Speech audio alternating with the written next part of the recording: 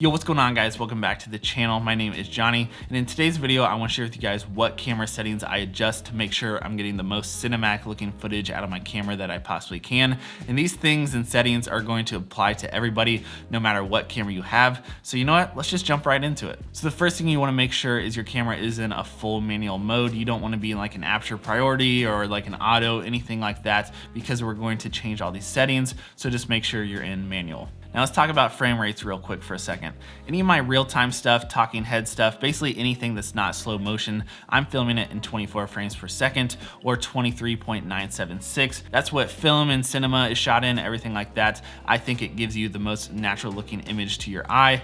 Some people prefer 30 frames per second over that, but I suggest 24. And then if I am going to film any slow motion, it's usually gonna be 60 frames per second or 120 frames per second. So those are just a couple little important things to touch on before we jump into the camera settings. Now the camera setting that I always adjust first and make sure it's locked in before anything else is going to be my shutter speed. You always want your shutter speed to be double the frame rate that you're filming in. So let's say you're filming in 24 frames per second, you would want your shutter speed to be 1/48. Now on most mirrorless cameras or DSLRs, you have to round it up to the closest thing because there isn't a shutter angle. So it'd be 1/50. That's just gonna give you the most cinematic looking motion blur. If you do it lower than that, you're gonna get some like weird choppy looking footage. And if you're gonna make the shutter speed higher than that, it's going to be extremely detailed and it's not gonna look like a natural motion blur. If you're filming at 60 frames per second, you want to double that, so it'd be 1/125. And if you're filming in 120 frames per second, you want to double that, so it'd be 1/250. Now, just like anything, there might be a time where you wanna break the rule depending on what you're filming, if you want a different type of look and everything like that. But for the most part, if you're trying to get the most natural looking motion blur and not have things look jittery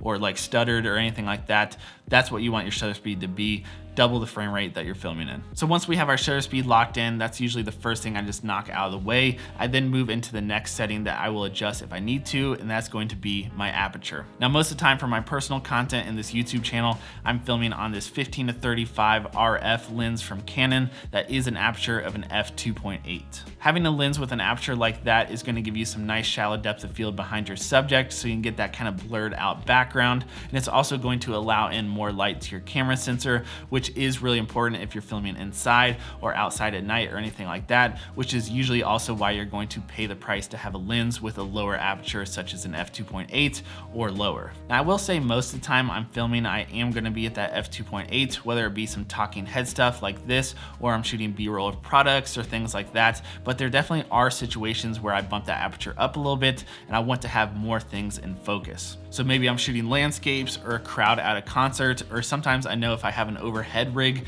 I want some more things in focus and I don't want as shallow of a depth of field. I will bump that aperture up a little bit to an f4.0 or higher if I need to. I think some people are under the impression that you should be filming at the lowest aperture that you possibly can on your lens at all times. And although I think that is the case for most of what I do, there definitely are situations where you want to bump that up a little bit. So don't feel like you're just locked into the lowest aperture no matter what. So now we have our shutter speed and our aperture out of the way, we know what those are going to be. Let's talk about the last thing I adjust now, which is going to be my ISO. Now your ISO is basically the artificial light that your camera allows into the camera. So if you're filming inside where it's dark or outside at night, obviously you guys know you bump up that ISO and it's going to make your image brighter. Now the downside of cranking your ISO number up really high is the higher it goes, you're going to introduce more and more noise into your shadows and just your image overall. So ISO is usually the last thing I'll change because honestly it just varies so much depending on where I'm filming, what time of day, if I'm outside or inside. But usually you want to have the ISO the lowest that you possibly can, with obviously still being able to have the proper exposure on your image. So I'm filming inside right now. I have my Aperture 120D up here and I am at an ISO of 400, and then I'll bump it up higher if I need to, depending on if I don't have a good light source or if it's nighttime or darker, whatever in general. And speaking of that, I'm sure we have all walked outside before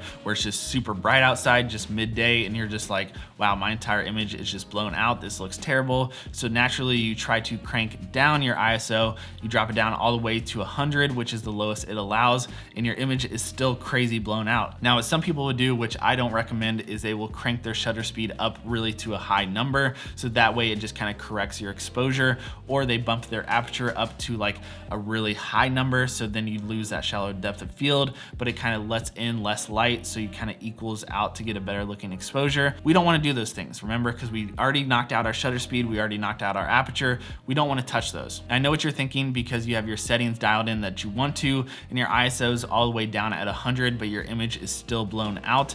Well, that's when you want something such as an ND filter. An ND filter is basically sunglasses for your camera. You screw that onto your lens and it allows you to use your camera settings properly that you want to. So it basically just allows in less light, even if you have a lower aperture, the correct shutter speed, and you're outside when it's really bright. I personally have a variable ND, so I can adjust it right on the lens depending on what time of day it is, if it's brighter or darker, or maybe I'm shooting at a higher frame rate and it kind of changes my exposure a little bit. So yeah, as far as ISO goes, most of the time if I'm outside, I have to use an ND filter so I can have the correct camera settings, so you still can get that cinematic looking motion blur, you can still get that shallow depth of field, and everything is still looking good. If I'm inside or filming at night or whatever, I have bumped my ISO up really high before, and sometimes you just have to do that for your shot, and that's totally okay. Just be aware that the higher that number goes, the more noise you're probably gonna have in your image. But usually for myself, I try to keep it under like 1600 or under 2000 if I can, and preferably under 1000 if I have total control. But I get it, sometimes you just gotta get that shot and you gotta do what you gotta do. So guys, those are the camera settings that I use to get the most cinematic looking footage out of my camera that I possibly can.